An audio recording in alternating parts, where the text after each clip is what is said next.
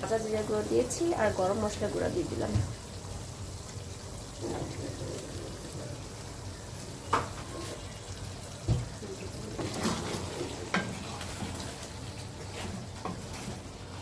ডাউল 1 ঘন্টা ভিজিয়ে রেখেছিলাম, এখন ধুয়ে নিচ্ছি সুন্দর করে।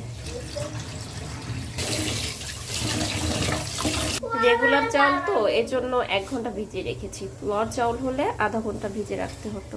এই তো এখন ধোয়া হয়ে গিয়েছে, এখন রান্না চলে যাই। দারুচিনি, এলাচ আর তেজপাত, মাংস যেহেতু দেওয়া হয়েছে পরিমাণ মতো দিলাম। এখানে আদা বাটা, জিরা বাটা, আদা বাটা 2 টেবিল চামচ দিলাম। ডাল দিয়ে দিলাম।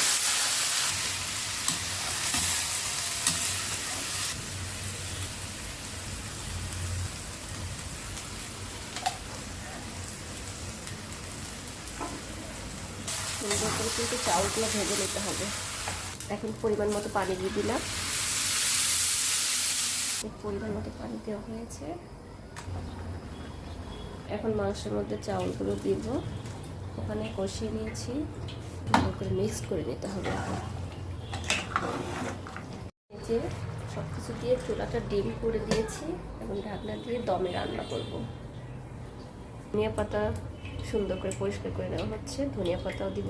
আমি একটু লবণ চেক করতে হবে যে লবণ হয়েছে কিনা, রোজা রেখেছে সবাই, যাই হোক তারপরে একটু লবণ লাগবে, লবণ দিয়ে দিলাম। এখন ঘি দিয়ে দিলাম 1 চামচ,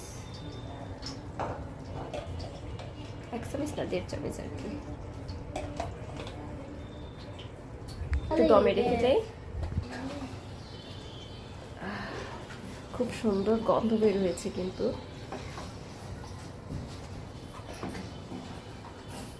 এখন বেরেস্তা দিয়ে দেবো সুন্দর করে,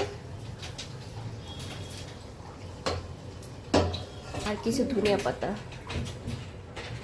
এভাবে বাসায় যদি আপনারা মাংস খিচুড়ি রান্না করে খান, অসাধারণ টেস্ট। 10 মিনিট দমে দিয়ে রাখবো।